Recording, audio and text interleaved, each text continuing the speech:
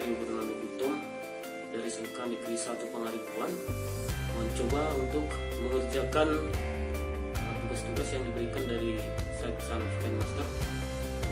Adapun pada tugas 2 ini saya mengambil tema sesuai dengan yang saya buat pada tugas 1. Tema saya adalah mengenai pupuk dan pemupukan.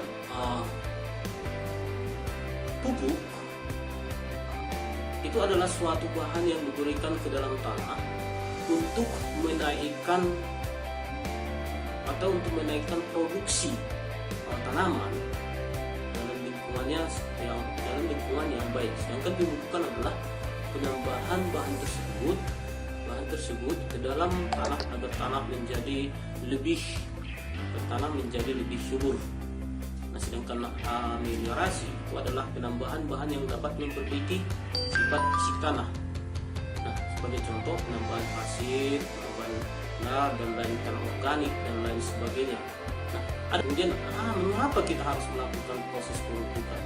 Karena biasanya karena adanya pemanenan itu semua unsur hara itu akan diangkut, maka perlu dilakukan penambahan dengan pemupukan. Nah, jika tidak ada pemanenan, tidak perlu dipupuk karena bahan tanam yang digunakan sebagai hasil itu akan kembali lagi ke dalam tanah. Nah, kemudian apa dasar-dasar melakukan pemupukan? Yang pertama, tanaman yang akan dipupuk, kemudian jenis tanah yang akan dipupuk, itu yang perlu kita pahami, kemudian jenis pupuk yang akan digunakan, kemudian dosis dan jumlah pupuk yang diberikan, kemudian waktu pemupukan dan bagaimana cara melakukan proses pemupukan. Kemudian klasifikasi pupuk, kandungan unsur haranya itu terdiri dari pupuk tunggal, pupuk majemuk. Kemudian menurut kadar unsur haranya itu ada unsur hara yang berkadar rendah di bawah 20%.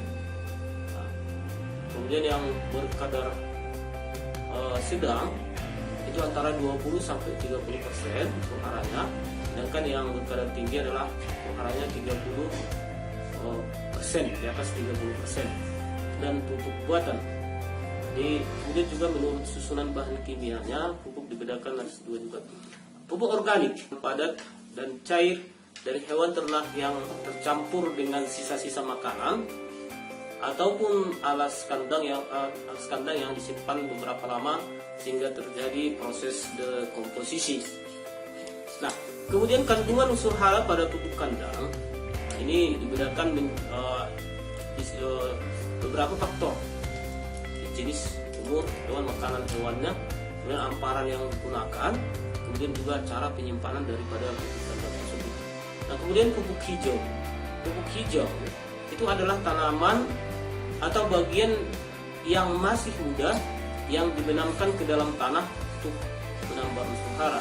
Nah, jadi sifat-sifat yang harus dimiliki oleh tanaman pupuk hijau itu adalah cepat tumbuh, tidak banyak mengandung kayu, tidak mudah membusuk, banyak mengandung atau mudah membusuk, banyak mengandung nitrogen, kemudian tahan terhadap kekurangan air, dan dapat digunakan sebagai tanaman selah atau perambat, juga dapat mengendalikan atau mengendalikan gulma. Nah, kemudian keuntungan penggunaan pupuk hijau di tanaman kacang-kacangan itu merupakan sumber nitrogen yang infiltrasi air. Dia mencegah erosi.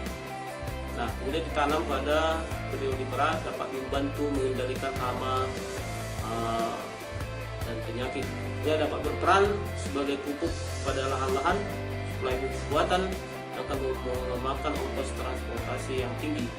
Nah, banyak spesies pupuk hijau yang punya manfaat, antara lain juga sebagai makanan manusia dan disebut itu dengan pupuk kimia, pupuk buatan. Pupuk buatan yang dibuat oleh pabrik-pabrik itu dengan cara meramu bahan-bahan kimia. Nah, kemudian pupuk buatan ini ada 2 jenis.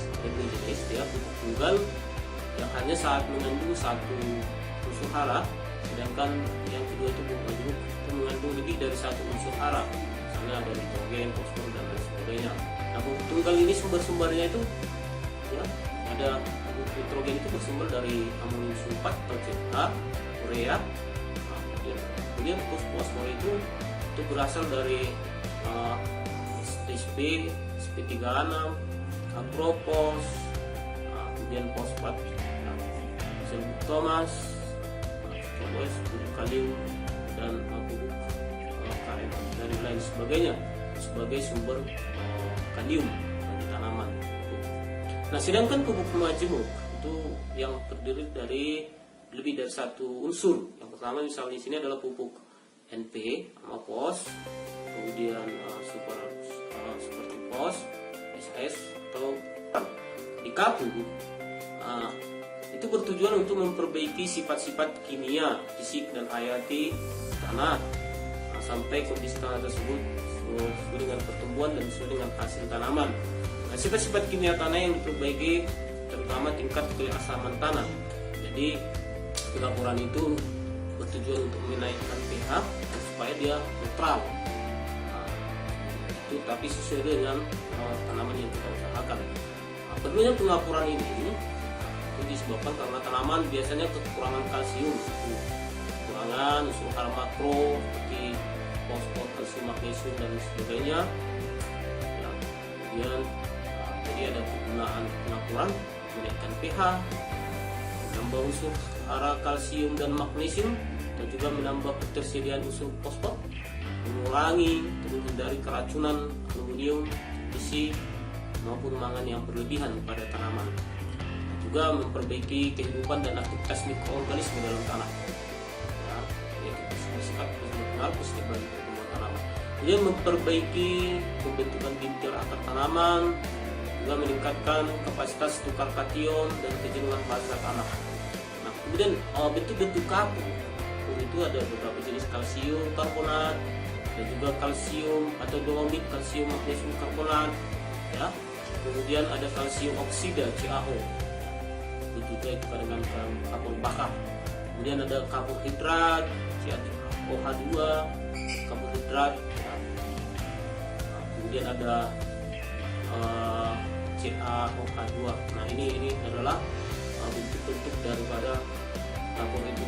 Jadi faktor yang menentukan sifat fisik, kimia dan tanah.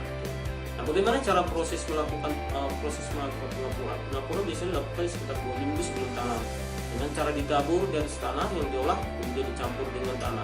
Dalam waktu 2 minggu tersebut diharapkan tanaman itu bisa lebih bagus. Jadi itu materi-materi yang bisa saya sampaikan. Mudah-mudahan materi ini bisa bermanfaat buat kita. Sekian dan